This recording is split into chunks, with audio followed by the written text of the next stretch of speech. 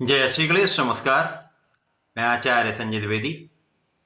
मेरे समस्त प्रबुद्ध दर्शकों का मेरे चैनल पे हार्दिक स्वागत है। प्रिय दर्शकों, आज मैं नवग्रहों में राजा सूर्यदेव के राशि परिवर्तन प्रभाव को लेकर आपके सम्मुख उपस्थित हूं। सूर्यदेव 16 नवंबर को अपनी राशि का परिवर्तन कर चुके हैं तथा वर्तमान समय में नवग्रहों में सेनापति मंगल, जिनसे सूर्य का मित्रवत भाव है, उनकी वृश्चिक राशि में प्रवेश कर चुके हैं। अब चूंकि ये एक अनुकूल परिवर्तन है, क्योंकि जब भी कोई ग्रह अपनी स्वयं की राशि में जाता है अथवा अपने मित्र की राशि में जाता है तो उसका प्रभाव, उसका बल, उसकी क्षमता में वृद्धि हो जाती है। वो अत्यंत सकारात्मक परिणाम प्रदान करता है। अब सूर्यदेव तो नवग्रहों में राजा हैं। राजा के समान ही इनका कर्तव्य है, उत्तरदायित्व है, क्षमता है, विशेष प्रभाव होता है तथा एक विशेष आभामंडल सूर्य का है। सूर्यदेव आत्मबल के कारक है, सूर्यदेव शासन सत्ता के कारक है, सूर्यदेव पिता के कारक है और पिता के समान ही इनका कर्तव्य भी है।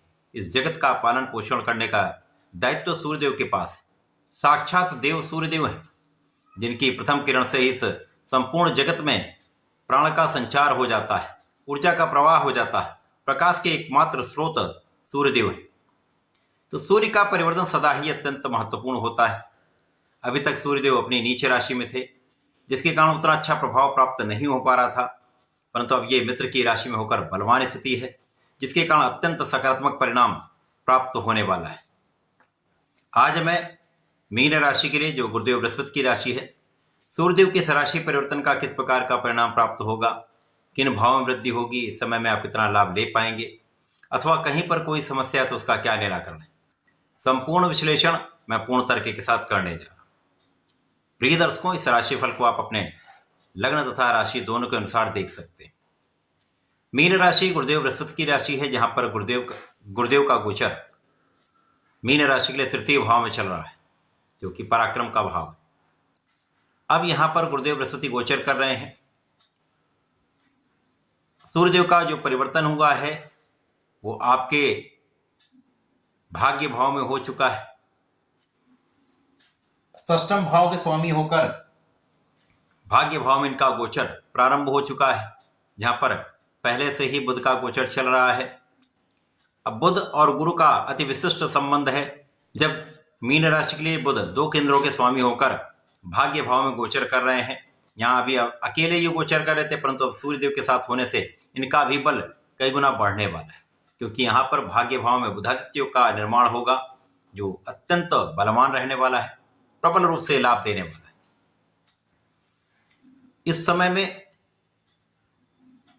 जो आपका पराक्रम है, जो आपका साहस है, जो आपकी योग्यता है, जो आपकी क्षमता है, उसका संपूर्ण लाभ आप ले पाएंगे। आपके परिश्रम का संपूर्ण लाभ इसलिए भी मिलेगा क्योंकि यहां पर सूर्यदेव गोचर कर रहे हैं, जिन पर गुरु की दृष्टि का प्रभाव है तथा बुधादित्यों का प्रभाव सीधे पराक्रम के भाव पर है। तो 100% इस समय में आपके कार्यक्षेत्र में संपूर्ण लाभ आप ले पाएंगे, क्योंकि आप परिश्रमी भी होंगे, आप पूर्ण निष्ठा के साथ कार्य भी करेंगे तथा भाग्य का साथ भी यहां पर प्राप्त होगा। अब परिश्रम के साथ जब भाग्य का समावेश हो जाता है तो आपको अपने कार्य में संपूर्ण सफलता मिलती है। अभी तक सूर्यदेव अष्टम भाव में गोचर कर रहे थे, यद्यपि यहां पर कोई बहुत कष्ट वाली बात नहीं थी, परंतु नीच राशि में होने के कारण उतना प्रबल रूप से लाभ प्राप्त नहीं हो पा रहा।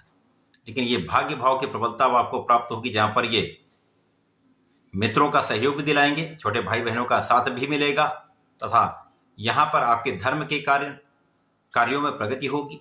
धर्माचरण से तथा निष्ठा के साथ न्यायोचित कार्य करने से आपका कार्यक्षेत्र अत्यंत प्रबल रहेगा। यहां पर आपके धैर्य के साथ विवेक में वृद्धि होगी, आपका निर्णय सकारात्मक होगा तथा निर्णयों की निरंतरता तथा कार्यक्षेत्र में आपकी निरंतरता आपको सफलता का लाभ देने जा रही। बुद्धि बल श्रेष्ठ रहेगा। अब यहां पर ज्ञान और बुद्धि का एक संगम बन रहा है, जो आपको अपने क्षेत्र में विशेष बनाने वाला है। आप किसी भी क्षेत्र में हो सकते हैं, आप व्यापार में हो सकते हैं, आप नौकरी में हो सकते हैं, आप अपने प्रोफेशन में हो सकते हैं। समस्त भाव में वृद्धि निश्चित रूप से होगी। क्योंकि यहाँ पर ज्ञान के साथ बुद्धि तथा नेतृत्व की क्षमता के साथ धैर्य का समावेश हो चुका है, जिसका लाभ आप अपने क्षेत्र में लेने वाले। सूर्यदेव आपके भाग्य भाव में होकर आपको कुछ विशेष लाभ भी देने जा रहे हैं, क्योंकि जो जातक इस समय में नौकरी के लिए प्रयास कर रहे हैं, नए कार्य क्षेत्र में जाना चाहते हैं, नए अवसरों की प्राप्ति करना चाहते हैं, उनको यह अवसर निश्चित रूप से प्राप्त होगा। शत्रुओं का पराभव भी होगा। इस समय आप स्वस्थ भी रहेंगे। जो स्वास्थ्य समस्याएं चल रही हैं उन पर भी एक नियंत्रण होने वाला है। इसी प्रकार से जीवन साथी के साथ सहयोग बढ़ेगा, मतभेद कम होंगे तथा आपसी प्रेम में वृद्धि होगी। 2 केंद्र के स्वामी बुध जो आपके सुख तथा सप्तम के स्वामी होकर भाग्य भाव में होंगे, तो यहाँ पर निश्चित रूप से आपके जीवन साथी के साथ सामंजस्य में वृद्धि होगी, मतभेद कम होंगे, आपसी प्रेम में वृद्धि होगी तथा इसी प्रकार से जो लोग साझेदारी में कार्य कर रहे हैं, कुछ व्यापार कर रहे हैं, उनके लिए एक अच्छा लाभ यहाँ पर प्राप्त हो सकता है। इसी प्रकार से इस समय में आपके सुख साधन बढ़ेंगे, सुखों का आप उपभोग कर पाएंगे। सुख साधन रहते हुए भी कभी कभी ऐसा होता है कि आप उनका उपयोग नहीं कर पाते, परंतु इस समय में आप सुख साधनों का संपूर्ण लाभ लेने वाले। माता पिता का सहयोग भी मिलेगा, माता पिता का आशीर्वाद भी प्राप्त होगा। तो ये समय सूर्य का परिवर्तन आपके लिए सकारात्मक होने वाला है, आपको कुछ विशेष लाभ देने वाला है। इस समय में आपको नियमित रूप से भगवान सूर्यदेव को जल देना चाहिए, नित्य श्री हरि की आराधना करनी चाहिए, ओम नमो भगवते वासुदेवाय का कम से कम 1 माला का जप करना चाहिए। बुधवार को गणपति महाराज को लड्डू का अथवा मोदक का भोग लगाएं। संकट नाशन कलेशोत्तम का पाठ अवश्य कर लें, जिससे आपकी समस्त समस्याओं का अंत होगा, कार्यों में वृद्धि होगी, आप बहुत सकारात्मक भी रहेंगे। तो ऐसा करके इसका उपयोग करें, लाभ लें। धन्यवाद, नमस्कार।